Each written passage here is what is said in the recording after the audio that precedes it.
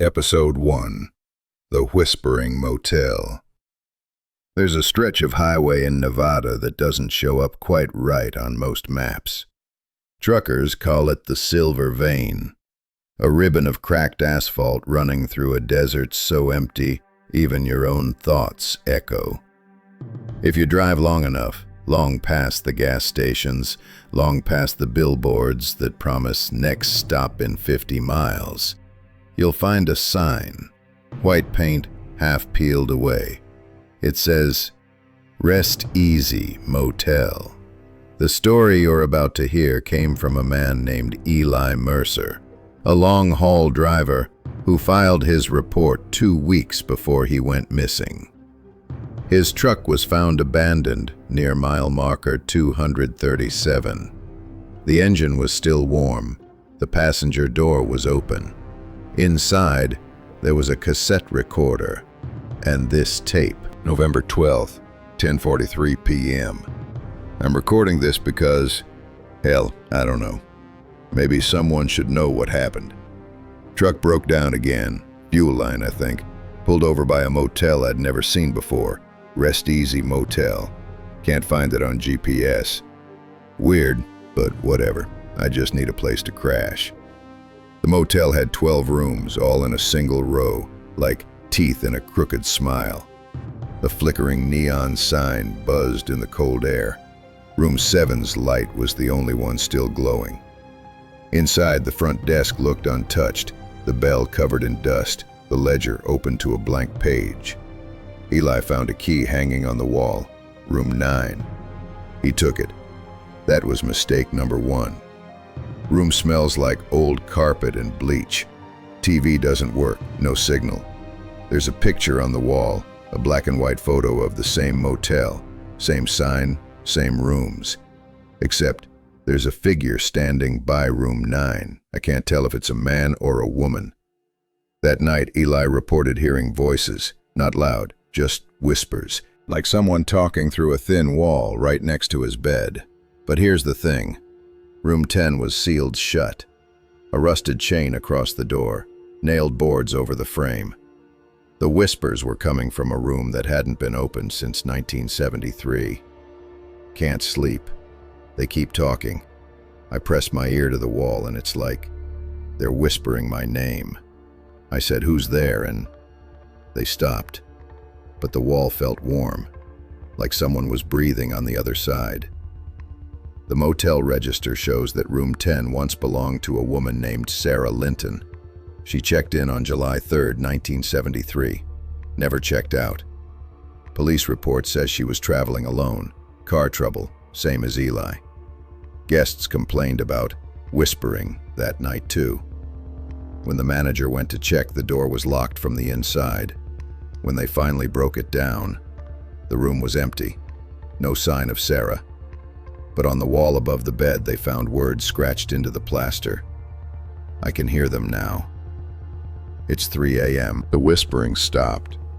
But the photo on the wall, it's different now. The figure's closer to the camera. It's standing right in front of room 9, right in front of me. Eli's tape becomes hard to follow after that. He breathes faster, moves around the room. You can hear the door handle shaking, but the door won't open.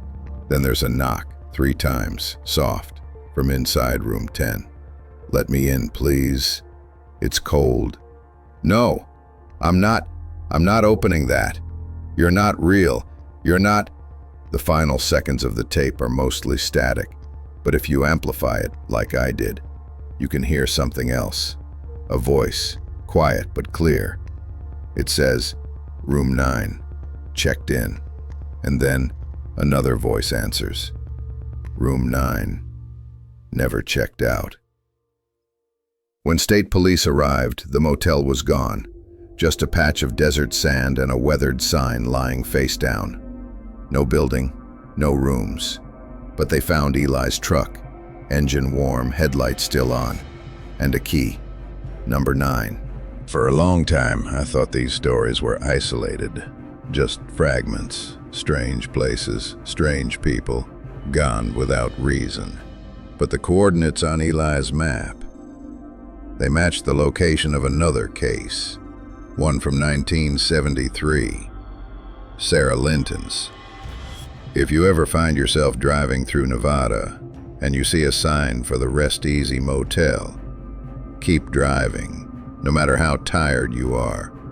Because if you stop, someone will be waiting for you in room 10, and they already know your name. Episode 2, The Painting That Watches.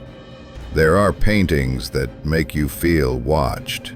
Even when you turn away, you can sense the eyes following you, calm, patient, aware. They say a good artist can capture the soul, but sometimes the soul that gets captured isn't theirs. This story came from Nora Vale, a senior art student in Chicago. She sent me an email last August with a short recording attached. The subject line simply said, "I think the painting is alive." Nora had found it at a flea market, an old portrait of a middle-aged man in a black suit, his face dimly lit against a gray background. The seller told her it was painted by Harris Cole, an obscure artist from New Orleans who disappeared in 1956. The painting cost her $20. She said it felt like a bargain until she brought it home. The longer she stared at it, the stranger it became. Under certain lights, the man's expression seemed to shift, a faint smile at dusk, a frown under fluorescent light, and sometimes a look of pure anger when the room grew dark. But what unsettled her most were the eyes. They weren't the eyes of the man being painted. They were the eyes of someone looking out. She took a photo of it with her phone.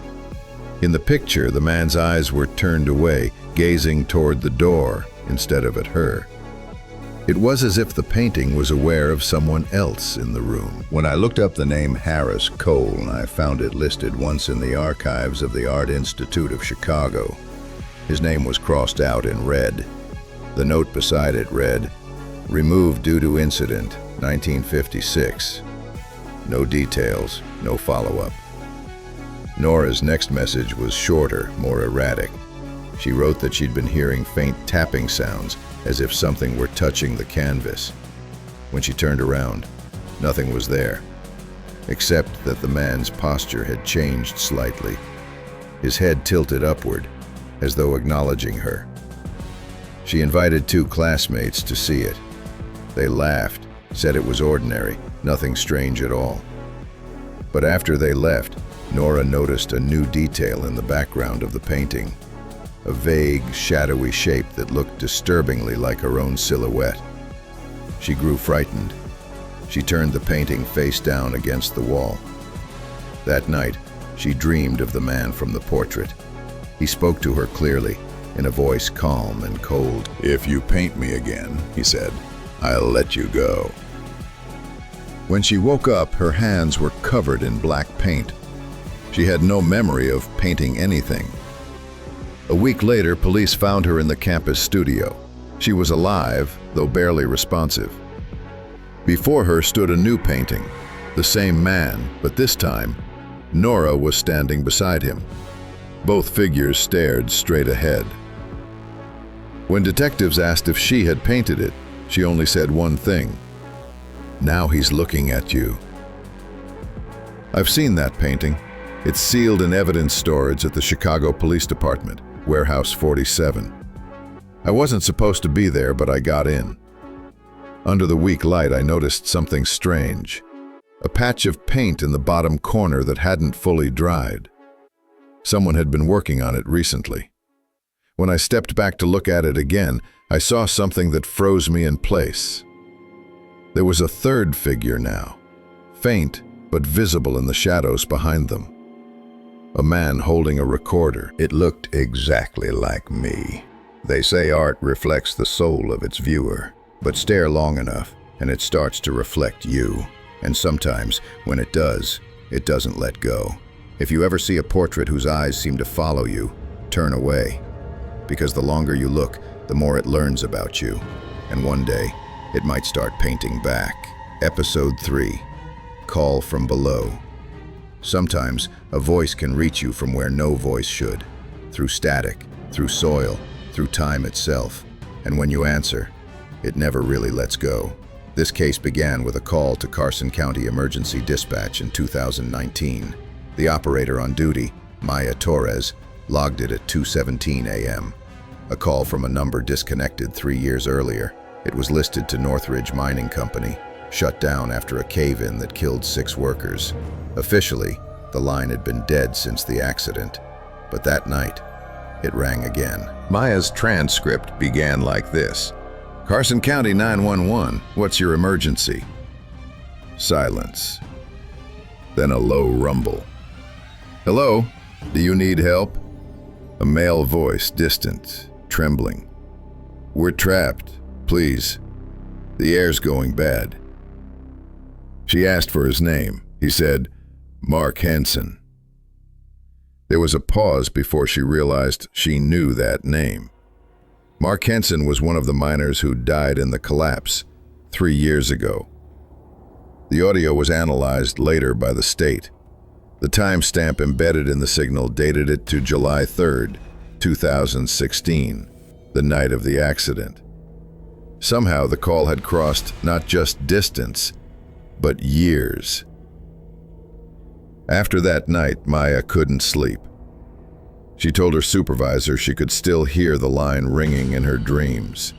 When she picked up, the voices were always faint, gasping, echoing, overlapping like whispers through a drain pipe. She said they kept saying one thing over and over. Don't seal it. Don't bury the light. 2 weeks later, she drove out to the old mine site herself. The entrance was fenced off, the warning signs half buried in dust. She climbed over and walked inside, guided only by her flashlight and the faint hum of air through the tunnels. According to the investigation notes, her car was found parked outside at dawn, engines still running. She never came back out. When rescue teams entered later that morning, they found her phone on the ground near the old communications hub. A steel box, still connected to the mine's outdated radio system. The box had power. It shouldn't have. The phone was still recording. The last minute of audio is mostly static and echo, but at the 10-second mark, a woman's voice can be heard saying, "I'm here. I hear you." Then, faintly, beneath her voice, a chorus of men replying, "We see the light. We're almost out. Don't hang up." When the static clears, there's only one sound left, a single breath, deep and wet, right beside the microphone. Then the line goes dead. The mine has been sealed again since then. Concrete poured over the entrance. The new owners fenced off the entire property. But local dispatchers still report getting blank calls every July 3rd, exactly at 2:17 a.m. Always the same line, always the same background noise, a distant rumble like rocks shifting underground. I listened to one of those recordings myself. It was quiet, almost nothing at first. But near the end, I heard something that made me drop my headphones. A voice, a woman's voice. It said, "This is Maya. Can you hear me?" And then, right after, a man's voice I recognized from the first file. "We hear you. We never stopped." The line ended there. People say echoes can linger in stone, that sound can survive trapped in layers of earth. Maybe that's all this was. Or maybe some calls just never finish. If you ever work a radio near an old mine and hear someone whisper your name through the static, don't answer. Because the moment you do, they'll finally know where to find you. Episode 4, Room 313. Every campus has its legends, the kind whispered after midnight, half in jest, half in fear. But at Brookhaven University, there's one story nobody laughs about, because everyone knows someone who swears they've seen it. room 313. According to the floor plans, there is no room 313 in Eastbridge Hall. The numbers skip from 312 straight to 314. But late at night, when the hallways go silent and the fluorescent lights hum like distant insects, some students say they found it, a door at the end of the corridor that isn't always there. The first report came from Lena Ward, a sophomore living in 312. She said that one night, around 2:40 a.m., she went to the bathroom and noticed a faint light leaking from a door across the hall. A brass number was fixed to it, 313. She thought maybe she'd never paid attention before. But when she returned the next morning, the door was gone, replaced by smooth plaster and a stretch of faded wallpaper. The janitor told her she must have been half asleep, but 2 weeks later, another student, Caleb Moore, vanished from that same floor. He'd been seen heading down the corridor around 3 a.m. Security footage caught him walking past 312, then turning right, as if opening a door that wasn't supposed to exist. He never came back out. When the university released the footage, the angle showed something odd. The hallway lights flickering, numbers on the doors distorting frame by frame. For one brief moment, you can see it, room 313, clear as day. Then the tape cuts to static. No one can explain it. Some say Eastbridge Hall was built over the ruins of an older dormitory that burned down in 1952, killing 13 students. There were rumors that one of the rooms was sealed off afterward, the place where the fire started, room 313. I spoke with one of the construction workers who helped renovate the hall in 1987. He told me something I haven't forgotten. When they stripped the wallpaper during the remodel, they found a section of brick that didn't match the rest of the wall. Newer, darker, almost like it had been put there to cover something. Behind that patch, they found an old wooden door, charred black. There was a number carved into it, 313. The university ordered it sealed again.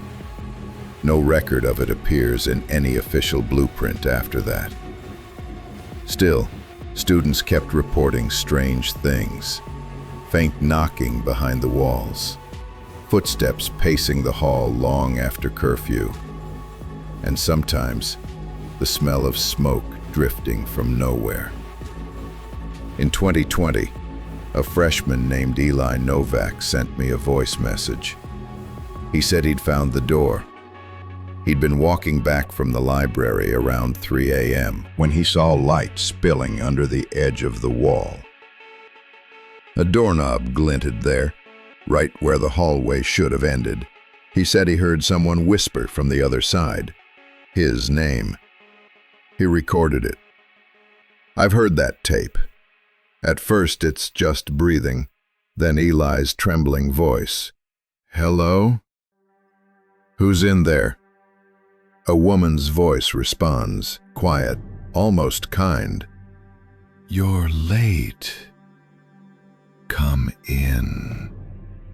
There's the sound of a latch turning, then footsteps, then silence. Eli hasn't been seen since. Campus security found his phone on the floor by the east wall, screen still recording. In the final seconds, the camera shakes, and just before it cuts off, you can see the faint outline of a door closing, its brass number gleaming. 313. I visited Brookhaven last spring. The building still stands, quiet, unremarkable. But when I walked the third floor, something about the air felt wrong, heavy, like the building itself was holding its breath. And as I reached the end of the hall, I noticed it, a section of wall just slightly newer than the rest, the faintest impression of a rectangle beneath the paint. I placed my hand on it, cold, and from deep inside, I heard a whisper, a woman's voice, soft, tired. "You're early this time." Every university has its secrets. Some are buried in history. Others are buried in the walls. If you ever find a door that shouldn't be there, don't open it, because some rooms were never meant to be left. Episode 5, The Silent Choir. There's a sound human ears were never meant to hear.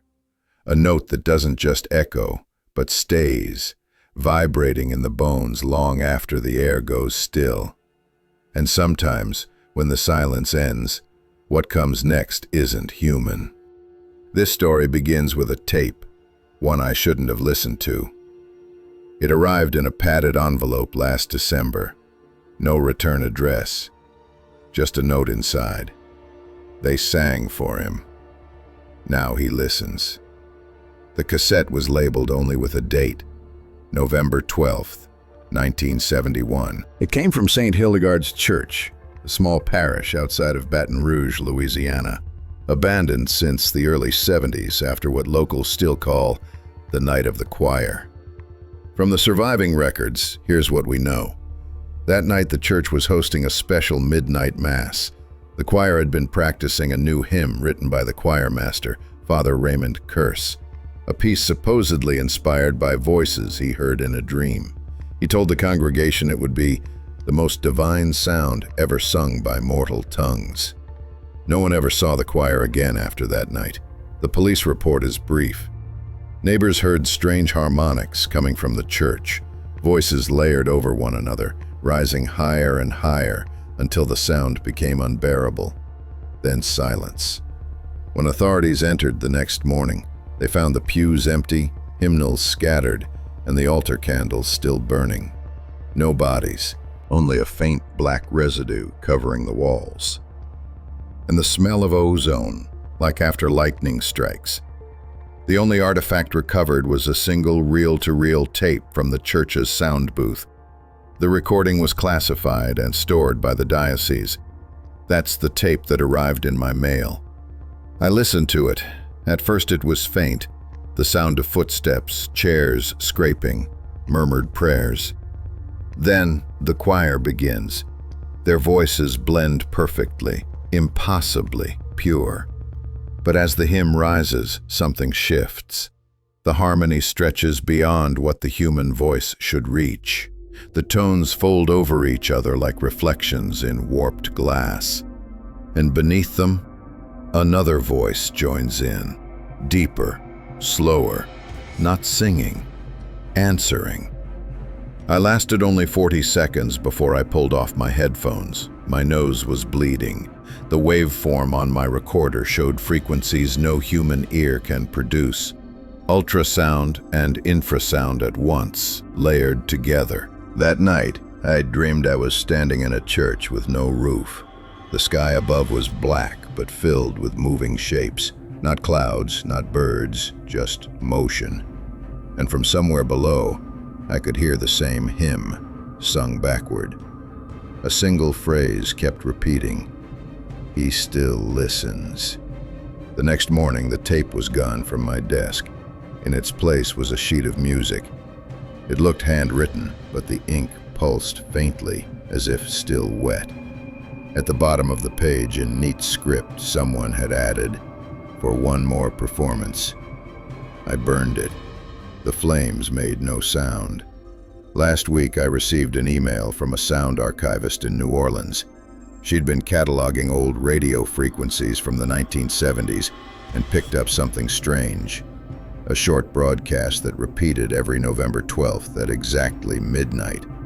It lasts 1 minute and 31 seconds. No station ID, no metadata, just the same distorted melody. She asked if I recognized it. I didn't reply, because I already knew what she'd found. They say St. Hildegard's bell tower still rings once a year, even though the bell was melted down decades ago. Some claim it's just the wind. or rusted metal shifting in the cold. But others say if you stand near the ruins at midnight, you can hear the choir again. Only this time, it's not them singing. It's whatever answered.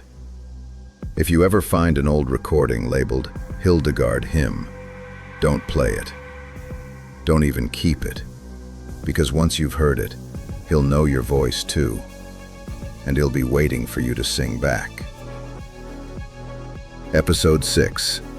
The Mirror House. There are houses that remember you, even after you leave, even after they rot and fall apart. They remember the sound of your footsteps, the smell of your breath, the reflection of your face in the glass. This story begins with a house in Ashford County, West Virginia, known locally as the Mirror House. No one knows who built it, or rather, no one remembers. But the legend says it was designed by an architect who never used blueprints, only reflections. Every room, every hallway, every window was built according to what appeared in a mirror, not what was actually there. The result was a house that looked normal from the outside, but inside, space didn't quite obey the same rules. I found it while investigating a case of visual distortion reported by a group of urban explorers. They said the mirrors inside didn't show them. They showed versions of them, slightly delayed, slightly off. One of them claimed that his reflection smiled before he did. The police later found his camera in the foyer. The footage ends with him staring into a mirror, whispering, "It's learning." Then, static. When I arrived 2 weeks later, the house had already been boarded up, but the boards were nailed from the inside. The front door creaked open as if waiting. The air was cold and smelled faintly of silver polish and dust. The mirrors were everywhere, covering walls, ceilings, even the undersides of stairs, and every single one of them was clean. No dust, no cracks, no sign of age, as if something had been wiping them from the other side. I recorded my walk through the house. The tape is difficult to describe. Every time I looked away from a mirror, I could hear faint breathing, not mine. Sometimes a second set of footsteps followed half a beat behind. Sometimes the reflection didn't move when I did. In the main hall stood a grand mirror, taller than me, framed in oak, blackened by time. Someone had etched words into the frame. "Face yourself, and the house will open." At first I thought it was metaphorical. Then I noticed something strange in the recording. When I played the tape back, every time I passed that mirror, my reflection turned toward me, even when my body didn't. I went back to the hall and stood in front of it again. For a long time I just stared. My reflection stared back, perfectly still. Then it blinked, twice, slowly. My own eyes didn't. The air around me warped, like heat over asphalt. Then I saw it, another version of me, behind the glass, standing in a hallway that didn't exist. The wallpaper was reversed, the chandelier hung like roots, and somewhere deeper in that mirrored world, I saw movement, figures, pale, formless, pressing their hands against the inside of the glass. Their mouths moved, but no sound came out. Then, my recorder began to hiss. A low tone bled through, like a tuning fork struck underwater. My reflection leaned closer, mouth open, and for a split second, I heard my own voice whisper from the mirror, "Stay." I ran. As I reached the door, the mirrors began to hum, a sound like thousands of voices exhaling at once. I didn't look back. When I stepped outside, the sun was setting, but the timestamp on my recorder said 3:17 a.m. I mailed the tape to a lab for analysis. They found no visual anomalies, except for one. In the last frame, when the camera faces the door, a reflection appears in the glass behind me. It's me, but smiling, and still standing inside the house. That night, I covered every mirror in my home, even the small one on my watch. But sometimes, late at night, I can still feel it. something watching from just beyond the glass, waiting for me to forget, to glance at a reflection, just long enough for it to move again. Episode 7. The Dead Frequency. They say radio waves never really die. They just drift, endlessly, like ghosts made of static, whispering through the void. And sometimes if you tune in just right, they whisper back. This is about a transmission that shouldn't exist, a broadcast that keeps repeating itself on a frequency no one ever registered, from a station that burned down 40 years ago. It started with an email. A ham radio operator in Kansas wrote to me saying he'd picked up something strange on 1430 kilohertz, a deadband reserved for emergency testing. He said it played only between 2 and 2:03 a.m., and only when the weather turned cold. He attached a short recording. At first, it sounded like white noise. Then, underneath it, I heard voices. Not talking, reading.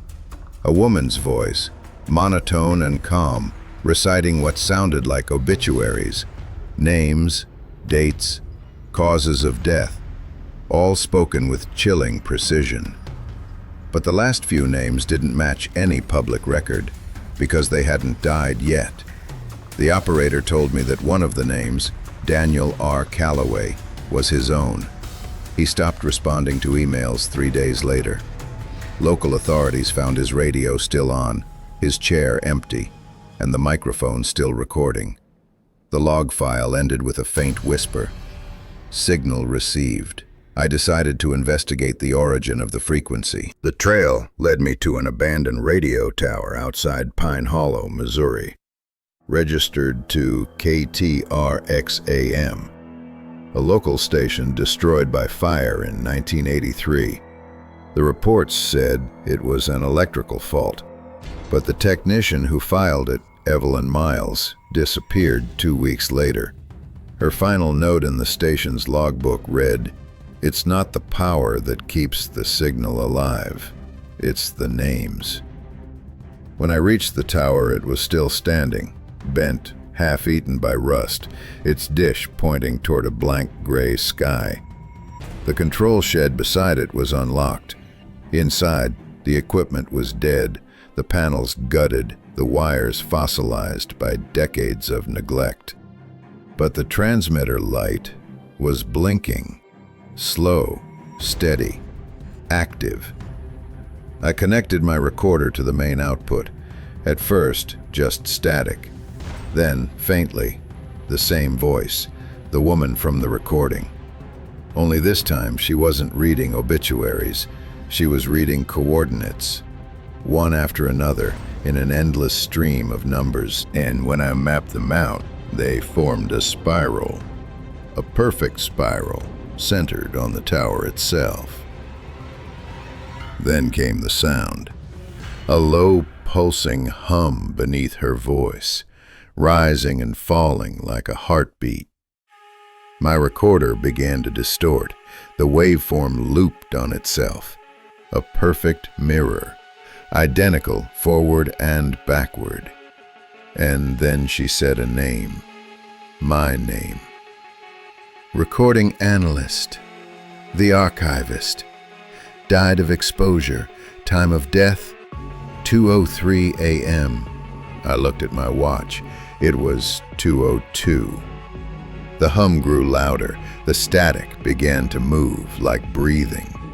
Through the glass of the control booth, I could see lights flicker, not from the equipment, but from the darkness outside, pulsing in rhythm, answering. The signal was no longer broadcasting, it was listening. I cut the power and ran, but when I reached my car, my radio turned on by itself, tuned to 1430 kilohertz. The voice was still speaking, still reading, still listing names. And after mine, she spoke one more.